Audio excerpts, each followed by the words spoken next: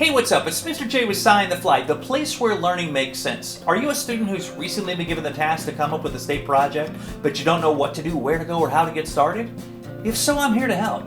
Now, I'm not going to do this project for you, but I do want to help give you enough information to get that ball rolling so you can take it and run with it and do a great job on it. I have a state report graphic organizer that I have for sale on my Teacher Pay Teacher website.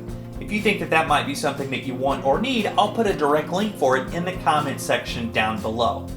Now, this video is specifically tailored for students who are doing their project on the state of Kansas. Kansas became the 34th state to join the Union on January 29, 1861. The original governor was a guy named Charles Robinson.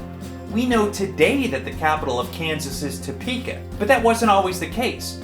Many say that Kansas's original capital was the small town of Pawnee.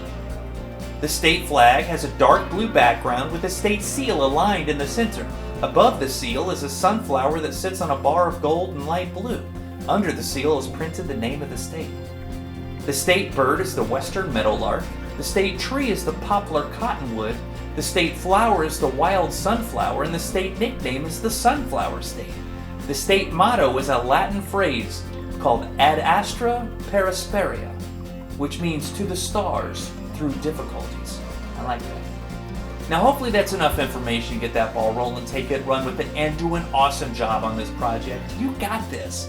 Until next time, it's Mr. J with SciOnTheFly, the place where learning makes sense.